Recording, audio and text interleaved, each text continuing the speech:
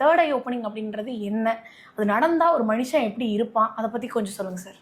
Third ஐங்கிறது என்ன அப்படின்னா, இந்த தேர்ட் ஐ பற்றி நமக்கு எந்த தெய்வம் நிறைய உணர்த்திருக்கு அப்படின்னா சிவபெருமான் தான். அவருக்கு மட்டும்தான் அந்த நெத்தி புருவத்துக்கிட்ட இங்கே ஒரு கண் இருக்கும்.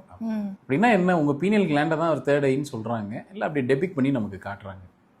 அந்த தேர்ட் ஐ எங்கே இருக்குது அப்படின்னா இங்கே தான் இருக்குது அந்த தேர்ட் ஐங்கிறது. அது அப்படியே ஓப்பன் ஆகி நெற்றிக்கண் மாதிரிலாம் வருமானு கேட்டால் நமக்கு அப்படிலாம் வராது.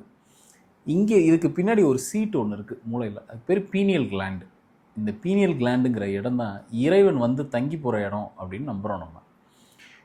என் உடம்புல தெய்வ சக்தி நல்லா நிரம்பி இருக்குது அப்படின்னா என் பீனியல் கிளாண்டில் வந்து தெய்வம் உட்காந்தாச்சுன்னு அர்த்தம். இப்போ நான் நிறைய மந்திரங்கள் சொல்கிறேன் அப்படின்னா அது எங்கே போய் ஸ்டோர் ஆகும் எனக்கு அப்படின்னா என் பீனியல் கிளாண்டில் தான் போய் ஸ்டோர் ஆகும். அந்த பீனியல் கிளாண்டில் தான் தெய்வத்தை கூட்டிகிட்டு வந்து உட்கார வைக்கிறோம் நம்ம.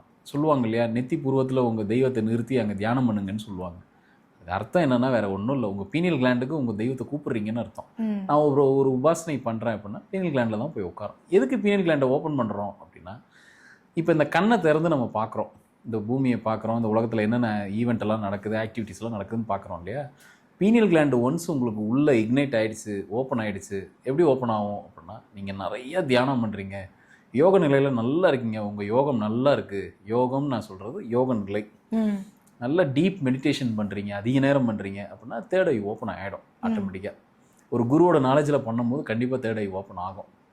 தேர்ட் ஐ ஓப்பன் ஆகிடுச்சு அப்படின்னா நீங்கள் கண்ணை திறந்து தான் பார்த்து ஒரு விஷயத்தை தெரிஞ்சுக்கணுன்ற அவசியமே இல்லை. நம்ம கிளாஸில் சில வருஷத்துக்கு முன்னாடி நேரடி கிளாஸில் ஒரு அம்மா வராங்க. அந்த அம்மா சிஏ படிச்சுக்கிட்டு இருக்காங்க, அப்போ ஆடிட்டருக்கு படிச்சுட்டு இருக்காங்க. அந்த அம்மா என்கிட்ட வந்து சொல்கிறாங்க, ஐயா எனக்கு தேர்ட் ஐ ஓப்பன் ஆகிடுச்சு அப்படிங்கிறாங்க. அப்படியா, எப்படி அப்படின்னா, இல்லை எனக்கு தெரியும் எனக்கு ஓப்பன் ஆகிடுச்சு, நான் வேணால் உங்களுக்கு ஒன்று காட்டவா அப்படின்னா. ஏதோ ஒரு ஆப்ஜெக்டை காட்டுங்க, நான் கண்ணை மூடிக்கிறேன். ஒரு புத்தகமோ ஏதோ ஒன்று காட்டுங்க, இல்லை ஒரு ரூபா நோட்டை காட்டுங்க, நான் கண்ணை மூடிக்கிறேன், நல்லா டைட்டாக கட்டிடுங்க, நான் அதில் என்ன எழுதியிருக்குங்கிறத நான் சொல்லிடுவேன் அப்படின்னாப்புல.